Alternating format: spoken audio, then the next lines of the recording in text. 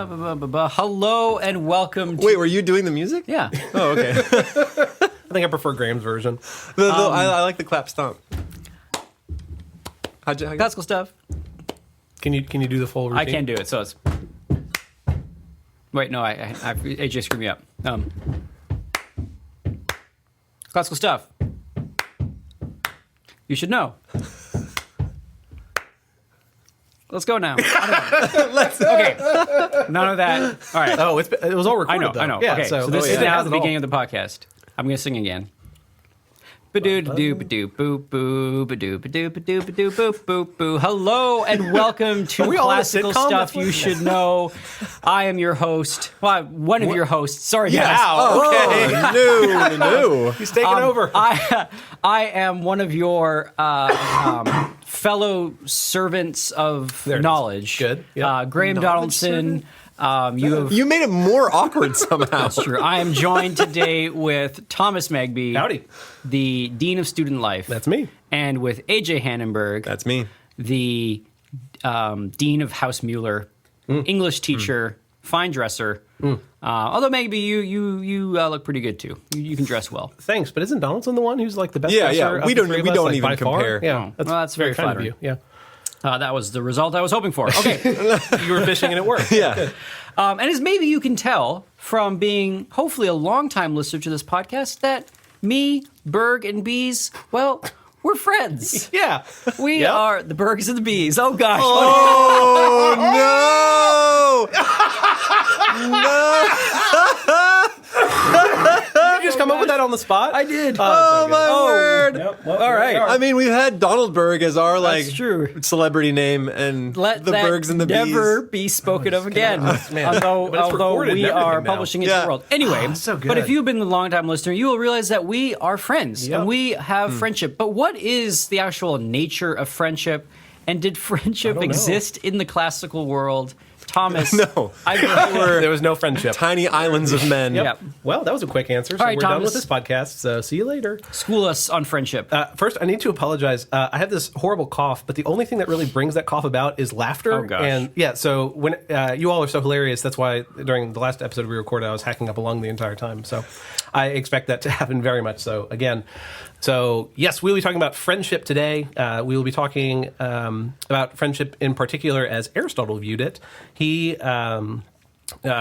discusses friendship in books 8 and 9 of the Nicomachean Ethics, and so that's kind of the basis for what we're going to be going into today.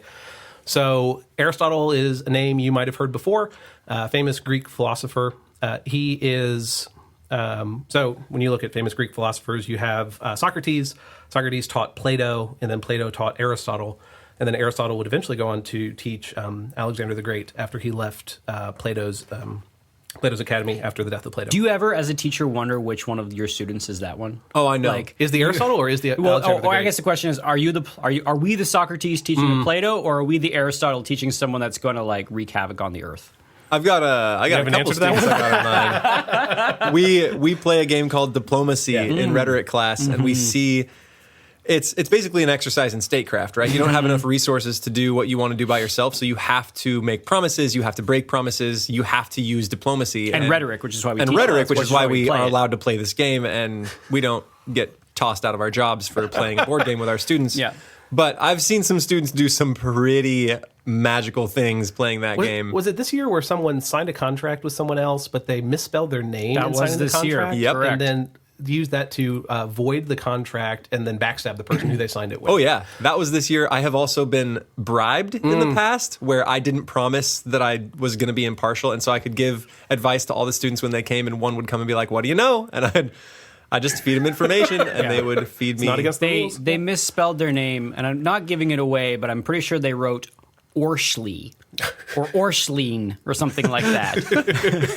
So was it? And then their last name was equally mangled. Yeah. And so then when the contract was never going to be held up in any kind of like diplomatic. It's a high school. Yep. It's I mean, a like, what written are we on gonna lined do? paper. Yeah, I think it was Our written on Veritas like Supreme Court like was a not going to Kleenex. back it up. And then, yeah, exactly. The Supreme Court of Hannenberg and Donaldson Yep. in rhetoric class was never going to rule in favor of this contract. But it cracked me up that the names are all like garbled. So we train them in virtue and wisdom, and then we throw that all out the window their senior year. Oh, well, it's yes. Okay, So, I wow. mean, it's Think of it more like catharsis. Okay, good. They get it out. And I think the goal is partially should just make them understand what's happening at the state level, because these are ways in which we typically don't think, where you have to promise resources, but can you actually spare them, and is there another opportunity? And it just sort of puts you on the level of someone who's running a country, and it's a totally different way to think. So I think it's kind of fun. Okay.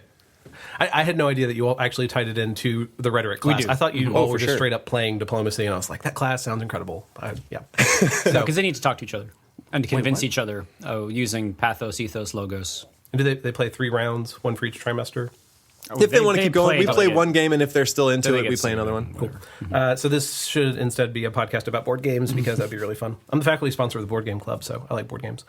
Instead, we're going to talk about friendship today. Sorry. So, what's our best way to go into this topic? So like I said, the discussion of friendship starts in Book 8. There's actually some belief that Books 8 and 9 were added after the rest of the Nicomachean Ethics were written, because Book 7 is about like happiness and pleasure, and Book 10 is about happiness and pleasure. And Book 10 picks up almost exactly where Book 7 stops. So it's just kind of funny that there are these 2 books. So this is like a digression or a later edition? So he opens, the line that he opens Book 8 with is, after what we have said, a discussion of friendship would naturally follow. And so he has talked about justice. So I guess we should talk about the Nicomachean Ethics is probably a good place to start. So Aristotle... trained by Plato, would eventually train or teach Alexander the Great, would then have to flee for fear of losing his life. He was most proud of his works of prose. Aristotle was most proud of his works of prose. None of those works of prose have made it to us. So what we have in the... Womp womp. Yeah, exactly. So what we have in the Nicomachean Ethics, I always mispronounce this, but the Eudaimonian Ethics... Oh, it's lecture notes, if I remember. They are lecture notes. Yeah. So they are notes or outlines. It's a distilled version of what he would get up and teach. So he didn't write this. It was He a did not student? write this. It was, yeah. Okay, I think really? Aristotle's Oh, rhetoric was the same thing. And so when you read it, you're like, what is happening? Oh, my And you realize, goodness. it's a kid, Yeah. and it's only the notes, and we're not getting the full... If my students' class notes were the That's only what- thing I wanted to that ask you this. remained Yeah. in Isn't that life, horrifying? that Yeah. would be hilarious. So imagine the only thing about deep joy, Graham, from your class that would Yeah. pass on is the notes that they take in your Yeah. class altogether. Yeah, it's kind of a terrifying thought. Yeah. It depends on the kid, I guess. Depends on the student. But this guy did pretty well. He did pretty well. Yeah, Nicomachean Ethics, like it makes sense. You'll see sections in there where they'll put a bracket in there. So like they've kind of added a sentence because it didn't make sense in the original Greek. But by and large, all the ideas flow together. It's very dense because it's the notes that someone is taking off of what he's saying. So that's kind of a bummer. and writing materials were expensive. Yeah, sure. Right. So yeah. it'd be hard for him to. And I'm kind of curious how it's split up. Like, did he teach 10 different lectures, and that's where we get the 10 books? Is this over the course of years? I didn't see much on that. So what is friendship? What does he say about? let me get there. So in general, what he's answering with the Nicomachean Ethics, the name Nicomachean is very funny. It's often thought to refer to his son, Nicomachus. He wrote these lectures for his son. Graham, I recently was watching your Paideia talk on Can Virtue Be Taught? And you, is it Cicero you're quoting, where he's writing a letter to his son? And it's like, if you do nothing else, acquire wisdom. Something to that effect. Yeah, and I think Hannenberg's made reference to that same letter. Yeah, we talked about that in podcast. the podcast a couple episodes ago. But I just think it's interesting. Aristotle is doing the same thing to his son. He puts all this material together to give to his son and say, this is what you need to know to live a good and flourishing life. Aristotle's answer to what that flourishing life looks like is the life of virtue. And we've referenced before in the podcast, Seven Deadly Sins was probably where we talked about it the most. He defines virtue as this mean between two vices.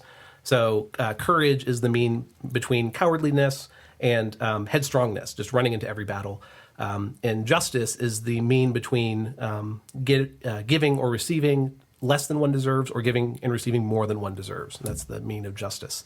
So from that discussion of justice, he launches into a discussion of friendship, which is kind of it's a weird transition once he starts it, but somewhere in the middle of book 8, it finally starts making sense. Is friendship a mean?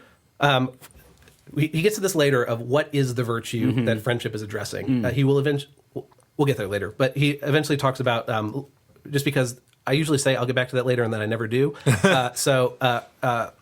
The beginning of friendship is benevolence. And so benevolence also, you can give too much or give too little, the mean of which is benevolence. That is the beginning of friendship. So too little is being cold, and then too much is being magoo. Yeah, that's good. I like that. My sister called it when someone's way too nice, and they would walk up and say like, "Hey man, what's up?" grab your shoulder and say, "How are you?" Like that's a little Magoo. A little too much. I've never heard it called being a Magoo before, but yeah, that's a good way of modernizing that. That makes sense. So that would be the mean of those two would be benevolence, and then what sustains friendship is love. But it's not receiving love; it's showing love to other people. And so, I'm trying to think I don't believe that's a mean. The language gets funny because if we talk about courage itself, there's no such thing as an excess of courage because courage is defined as that mean. There's no such thing as an excess of justice because justice is that mean. So it's like a sweet spot. It's like a pocket. It is. Yeah. And so showing love to others, it is that sweet spot. And that's why it sustains friendship.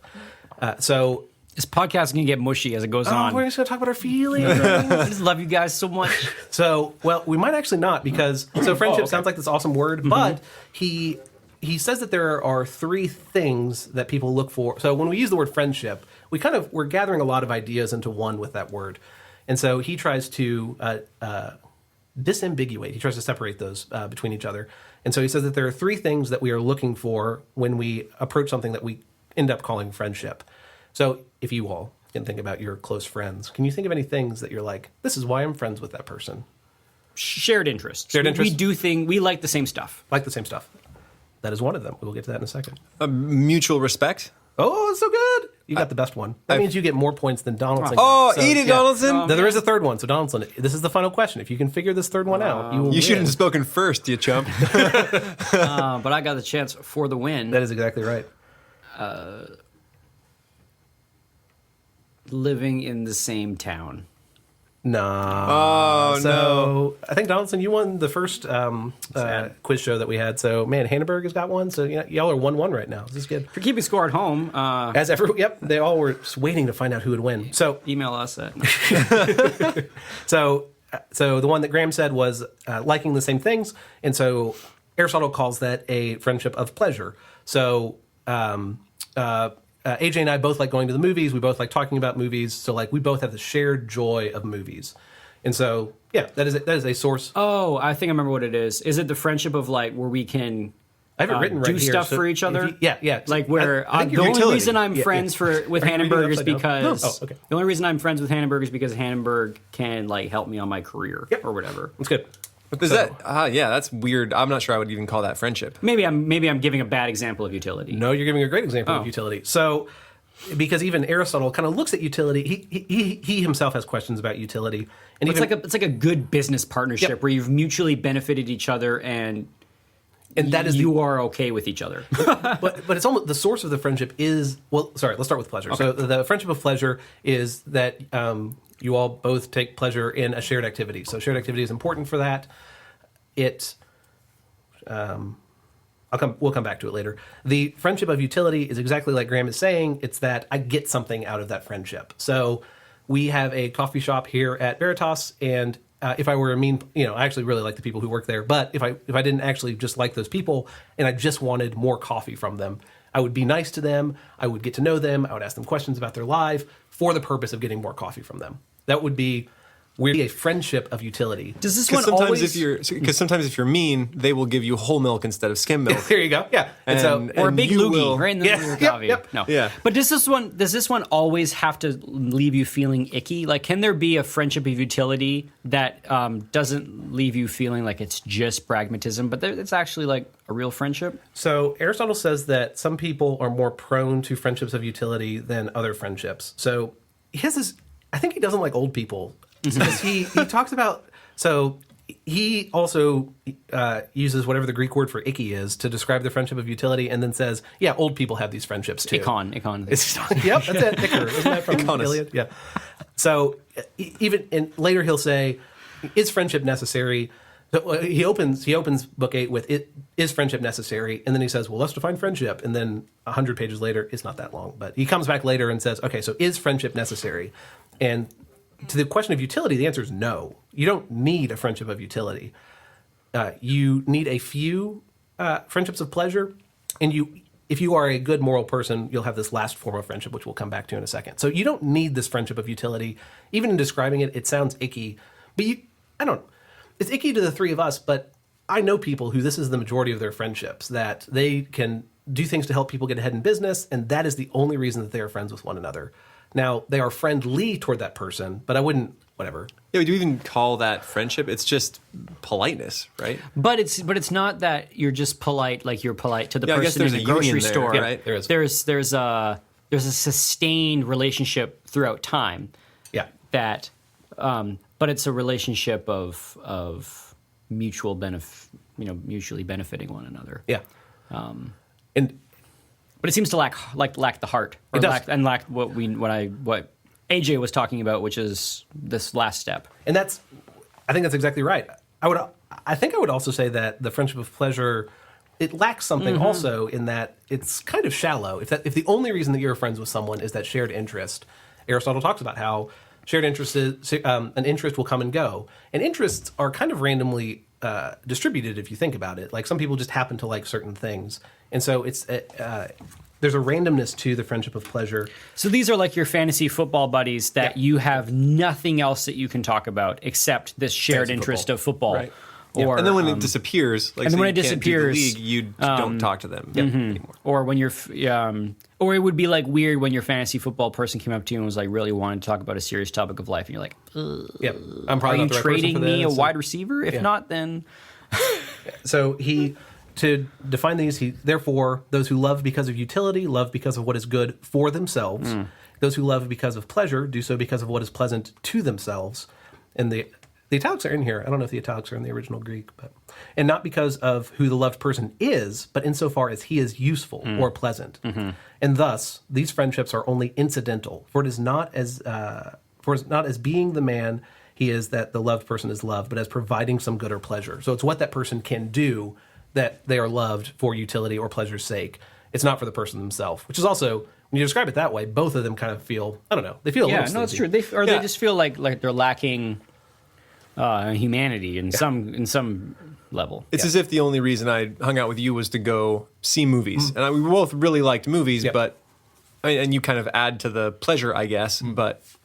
Or you might feel like a weirdo just going to see movies by yourself. But But the movie is the important thing, I guess, in that relationship. Or the only reason we did this was because of the mountain of podcast dollars that we received. all those podcast Just dollars. that. Keep Question sending mark, those- question mark, keep sending those profit. podcast dollars. You can't to- see us, but when one person is talking, the other two of us are swimming in a mountain of gold coins, Scrooge McDuck I was like. gonna say DuckTales Yeah, style. DuckTales. I like that. So- We're just getting handed envelopes full of cash from listeners. You open up the computer CD drive and money comes out just from the internet. It's amazing. Man, mine doesn't have a CD drive. Oh, Man, no. no, that's why this isn't working Life of out. poverty. Oh, awkward. so you got to go PC Master Race. Yeah, Good. it's 95, baby. So that is pleasure and utility. And then this final version of friendship is, it has different names. It's a friendship of arete, Craft. kind of. Virtue, right? Virtue. It's a friendship of excellence. It's a friendship of perfection, or a friendship of character. Sometimes you can call it any of those things because the word is really difficult to translate. I think craft is techne. I think it's techne. Yep, in you're RT. right. So this is the one where it's about the person themselves. So it is you are. There's this whole aside of whether bad people can have friends.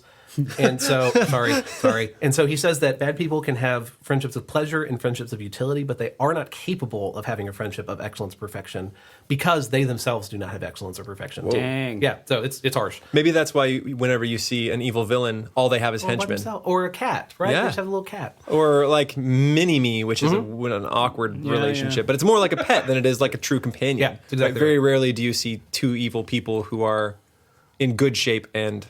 Yeah. Well, because the thing that makes them evil is the presence of vices, and those don't lend themselves to a long-term friendship. Right.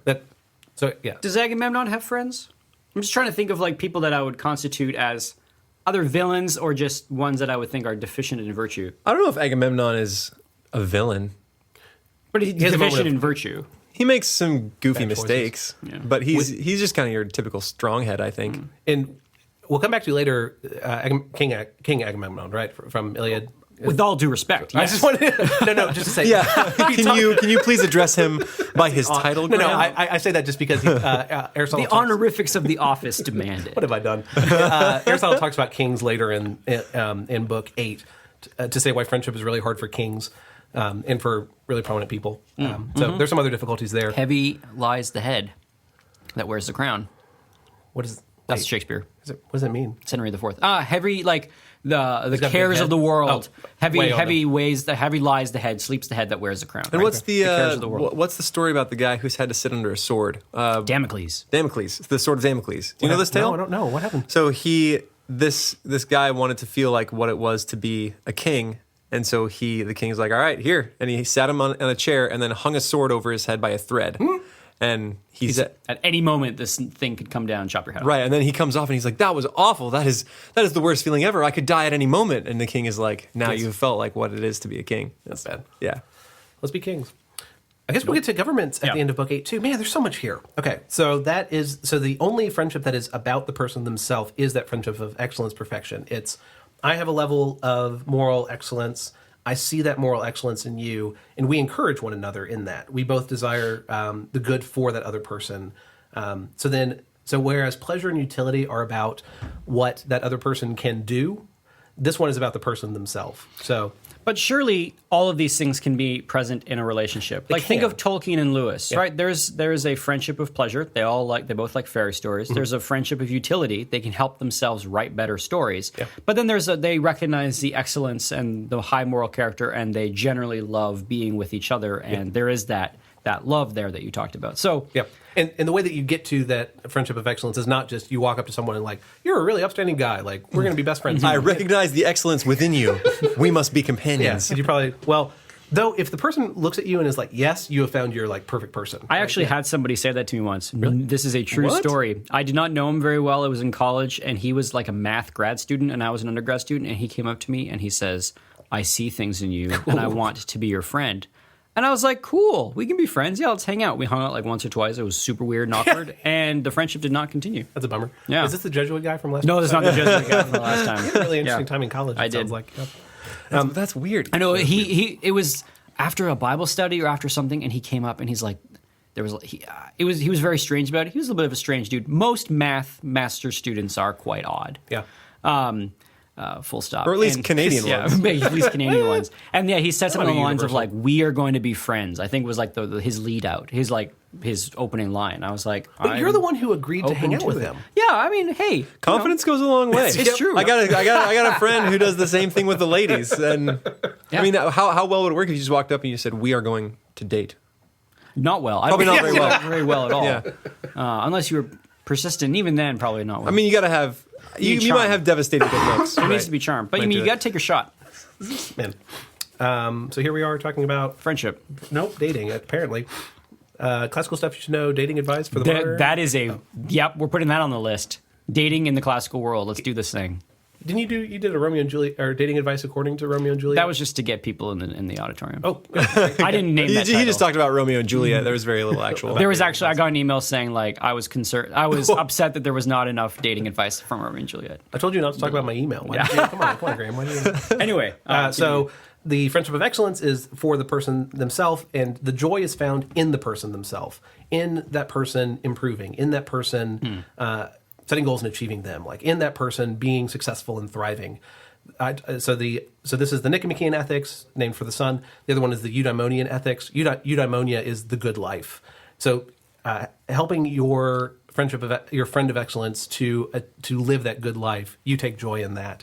And even in describing all of these things, it is probably clear that it is very hard to have many of these friends of excellence. To know them to the depth required, to take joy from the things they accomplish, to take joy in the way that they grow. It is hard to have enough time to have more than a few of these. does Aristotle put like a time thing on it? Him being a very thorough man, and sometimes since this is his notes, is there like a little footnote that says this will take about 5 years? I wish. Right? Like last time where we were talking about Dorothy Sayers, where Dorothy Sayers said learning Latin will help 50% of all of your other material. throwing out Right. So percentages. does Aristotle He give doesn't like have a number of timeline years. for it? So we're in book 8, and we'll spend most of our time in book 8. But book 9, he addresses what happens when you enter into one of these, and the person does not live up to the expectation that you had of them. And just spoiler alert, because we probably won't talk much about it. He says to cease that friendship. Is this a lead-in that you're quitting the podcast? This is awkward. Hey guys, it's been a really fun 10 episodes, but no, it's not. So this is episode 21, boys. hey, we is made it really? Hey, let's go. Oh man, the 21 shots. You mean basketball? You want to yeah, it's so cool. Yeah, I'd love to. It's Yeah. episode 21. It's cool. Yeah.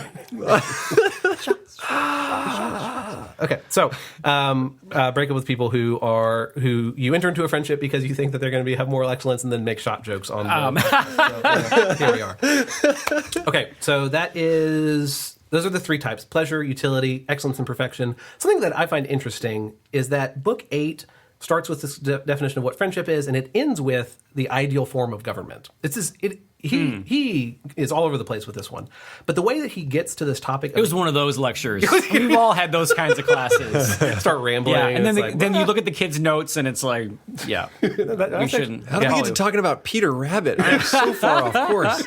just like the metaphysical basis of Peter Rabbit. All right, so walk us through it. So, do you think it's a relevant thing that he gets to government at the end? Yes, kind of. So we haven't. This has been said many times, and I feel like I haven't said it yet, so I want to say one time in the future we should do an episode on the polis. So when the Greeks are talking about government, they're typically talking about a smaller thing than we're talking about when we say government. When I say the government is great or the government is bad, I'm usually talking about like the federal government. So overall, 330 million people in the United States. But that's a number that Aristotle would never he would not be able to comprehend that many people under one government. I think it's Plato who writes in the Republic that the size of the polis should be such that he references a character, and I don't know who it is, sorry, that his voice, everyone should be able to hear his voice when he yells. So it's a very tight-knit, small community. We got Twitter. Yeah. Oh, no. Oh, wow. So now, Twitter is the reason that we can have moral communities. Wow. Okay, you've solved all of our problems. Never mind. Probably. Okay. No, I don't Wait, think that's true. what? So the community is supposed to be small enough that, one person yelling, you can hear them. And it's a metaphor, but, The leader would be able to be able know to communicate to everybody in the polis. yeah, that's right. Right, and so now we have Twitter for that. No, we don't. Sorry. You can only yell in a certain number of characters. Yeah.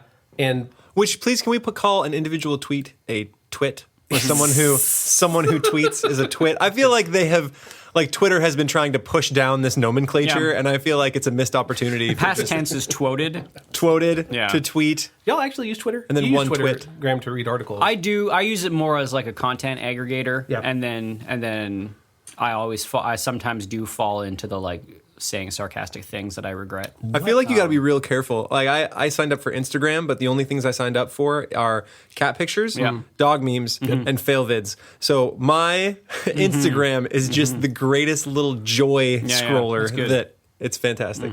Is it? I see dog memes and then cute cats and then somebody falling over and hurting themselves. It's Oh, perfect that's actually every pretty day. good. Okay, I like that. So we go through these different types of friendship, pleasure, utility, and excellence.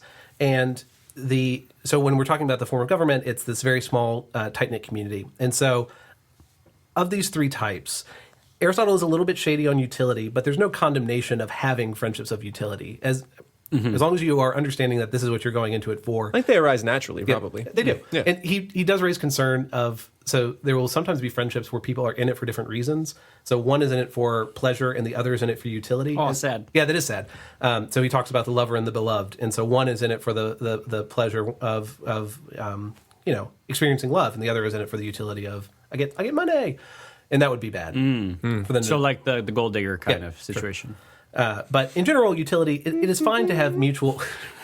Kanye is a huge fan of the podcast. I ain't saying. Can we get Kanye references into all the rest of our podcast? That would be a success for me. So a friendship of utility in and of itself is not a bad thing. A friendship of pleasure in and of itself is not a bad thing. And Aristotle would even say it is necessary to have some of these. He talks about the virtue of prudence elsewhere, and prudence is the mean between being a stick in the mud. Look that up in Greek. He doesn't actually say that. And being debauched.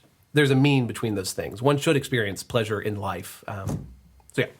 So that is friendships of pleasure are good, should happen. But is it necessary for eudaimonia? Like, is friendship Yes. a necessary quality of Yes. the good life? So in Book 9, toward the end, he asks the question of what about the contented man or the life of solitude? Can that person be complete without friendship? And his answer is no. There's a type of contentedness one can have by oneself, and that is good, and that's better than most people, but it is not the fullness of life. So you Fullness of are flourishing. a lover of Thomas Aquinas, who is like baptized Aristotle. Essentially. 100%. What does he say about that solitary life? Thinking about monastic tradition and that kind of thing. He likes it. So does he recast that Christians don't need friendship for the holy life or whatever?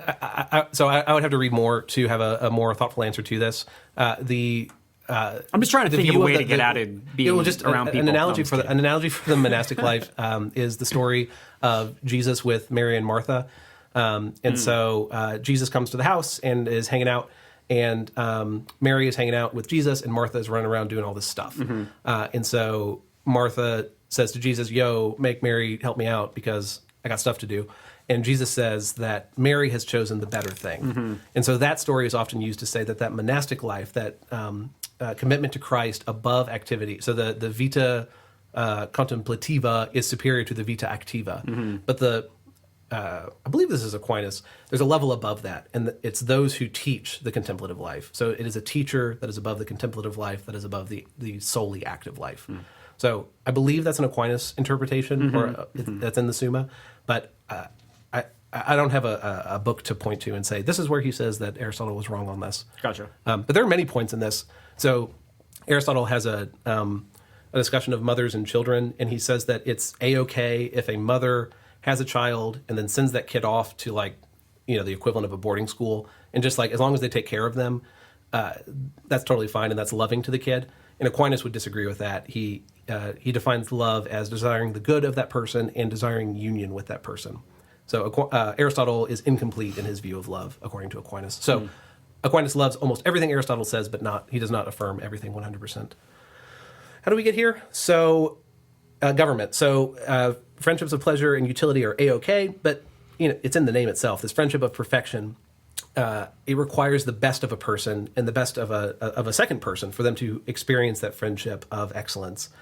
And so Aristotle's view of the best form of government is the one that would promote and reward those who are good people themselves. And so it is easier to have one good person than many good people. And so he points to that and says the best form of government then is a monarchy. But it's he describes the most idealistic form of monarchy you've ever heard in your life. It's this king loves his citizens and is only doing what is good for them and doesn't care about himself or keeping power. It's just a very high-minded view of what a monarch does. There have been a few of those in the past, but they're pretty rare. Yeah. And as I describe how we're doing Paradise Lost in English classes, and I describe how Milton describes what heaven is like as this monarchy, it very much is this.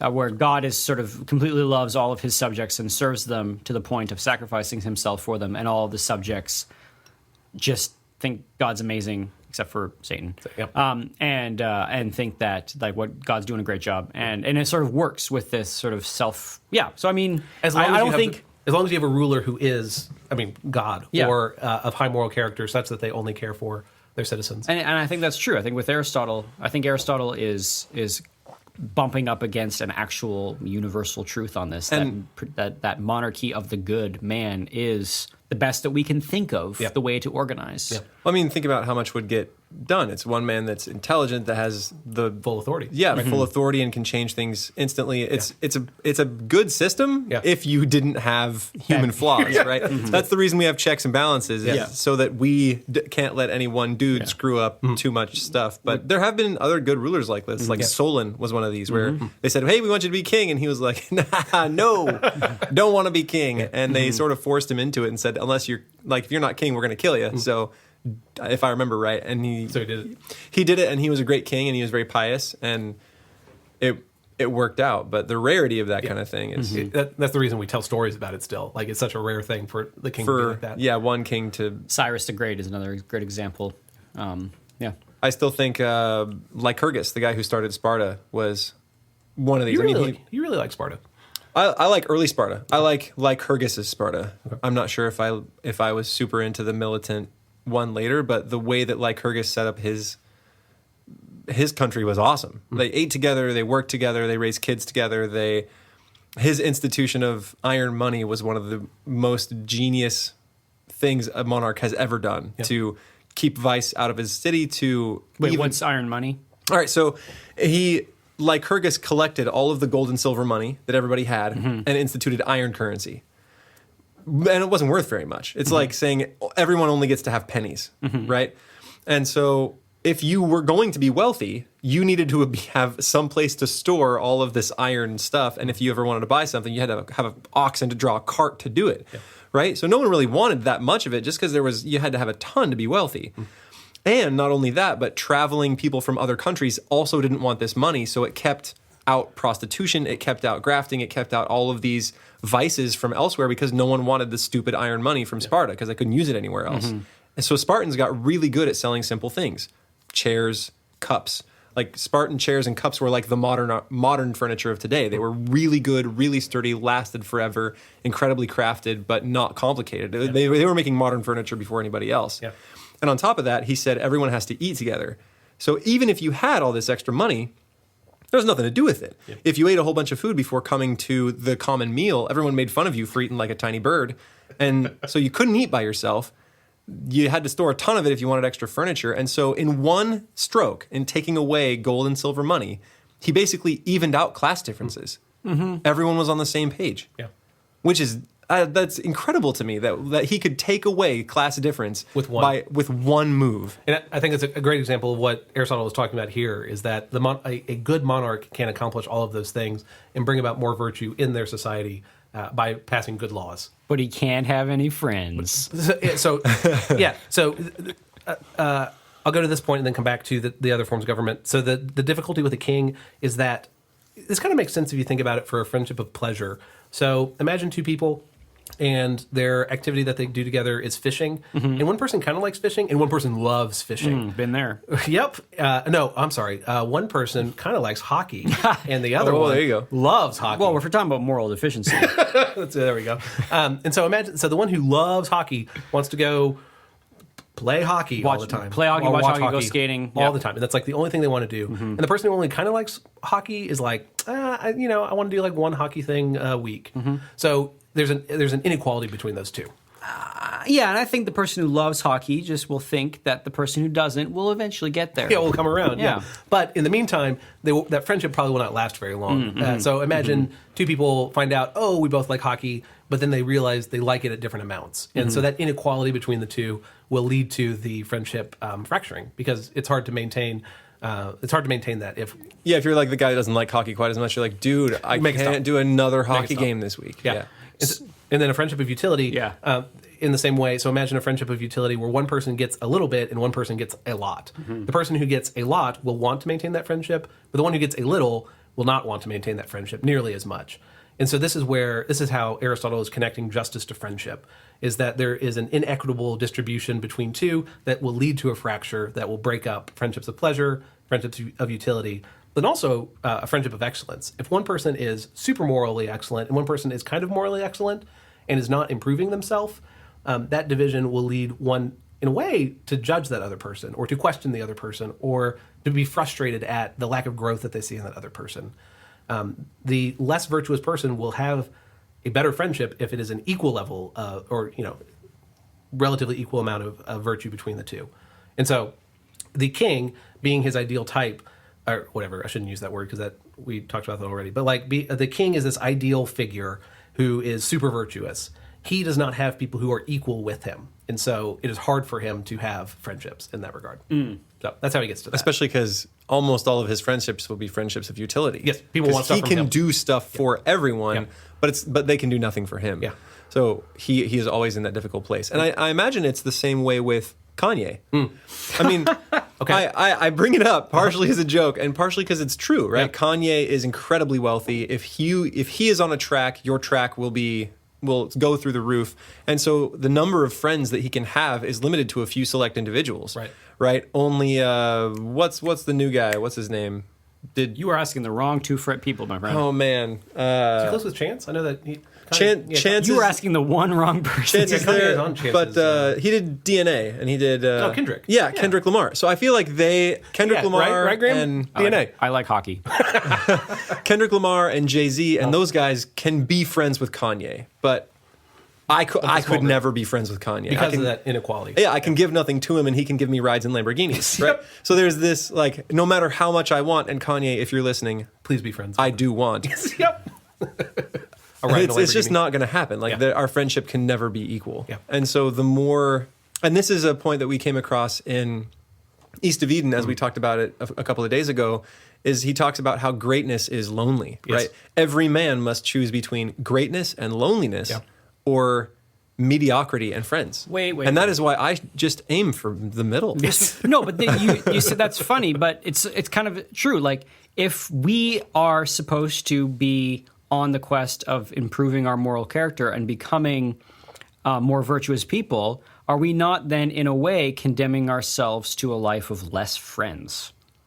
Like, if you put all these pieces together, if the good man can only be friends with other good men, and the good men are rare, are we just going to be lonely? Yeah, so I would say the ethics are improved when they when Aquinas baptizes them, whatever metaphor you want to use there. When Aristotle meets Christian thought and they come together. So when I hear this description of the friendship of excellence, I hear the church, Christian brothers. Yes, I hear small groups. I hear Bible studies. Like, I hear the people pushing one another on toward that moral perfection, on toward putting on the character of Christ. Starting a podcast To talk about things like this and to disseminate this. Yeah. Well, but is it kind of what we're trying to do here? It is. Sharing this for sure. Yeah. And I mean, in the way that you all make really, me keep honest and studying we're this stuff. in this for more friends. Yep, that's like it. the more people that Kanye, listen to the podcast, and if you are out there and this sounds awesome to you, come to Austin, Texas. Come work for Veritas. We'll We'll come show work you for around. Veritas. Yep. We'll build a little village.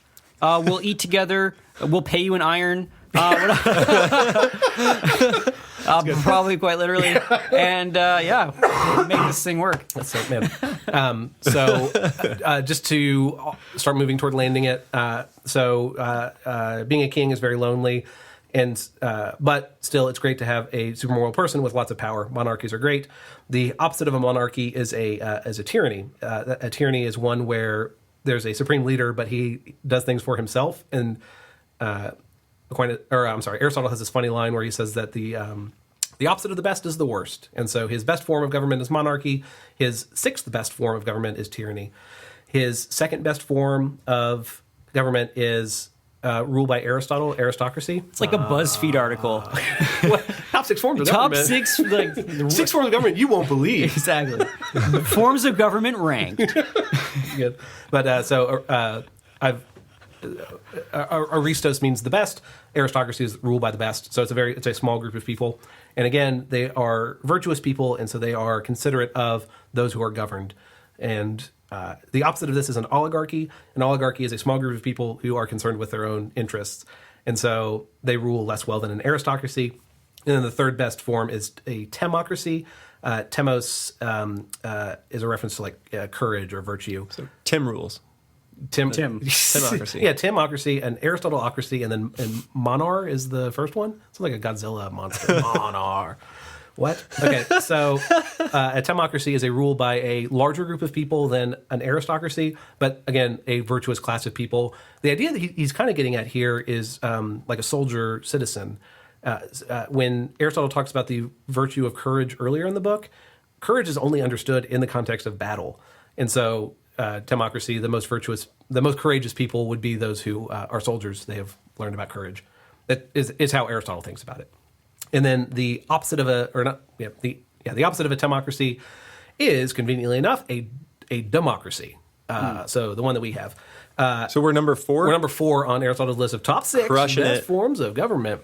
But it is the best of the worst, which is a fun observation. And then I had a conversation with our government teacher, Mrs. Castillo, who she knows the ethics so much better than I do.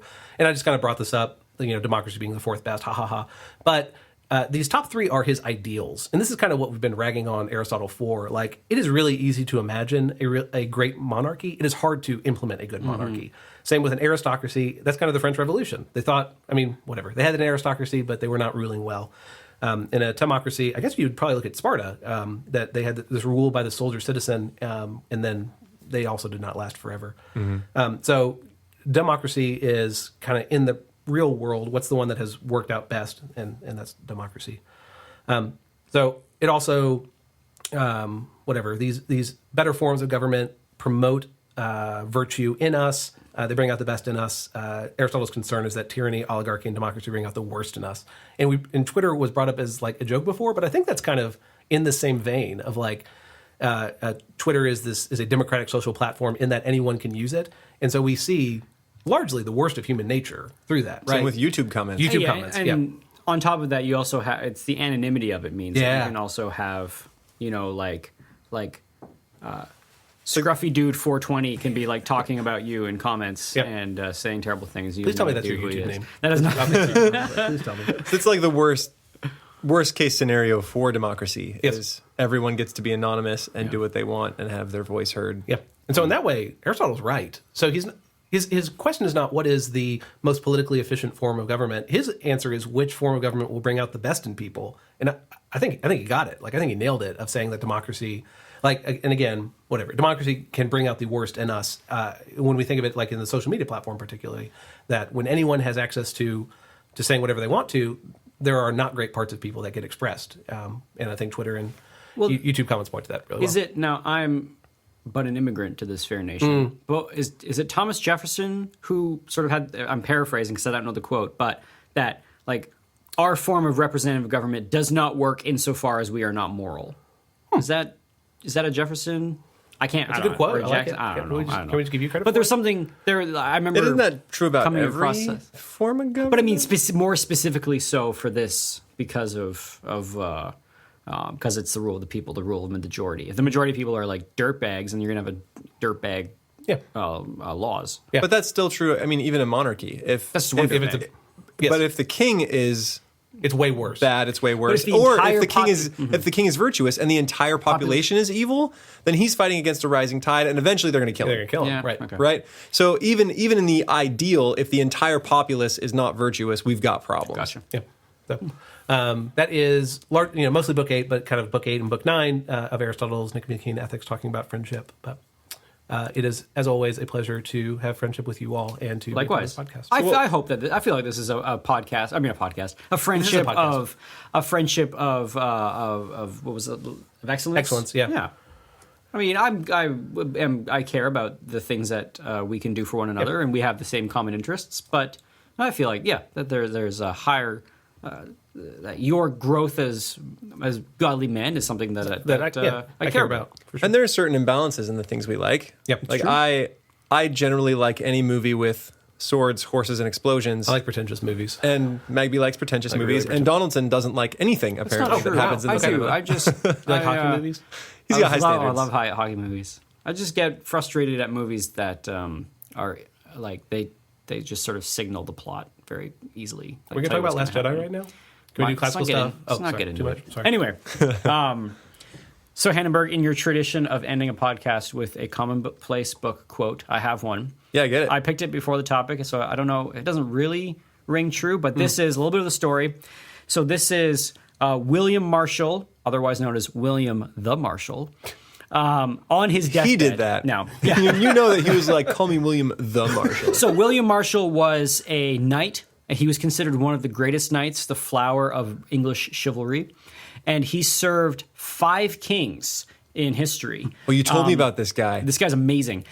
He was a young man under Henry II, and then Henry II's son, I can't remember his name because he died before he was like technically king but died. Anyway, William the Marshal was also the ruler of England while Richard the Lionheart went on his crusades and fought in France and then got shot in the shoulder by a man wielding a frying pan. True story. Wow.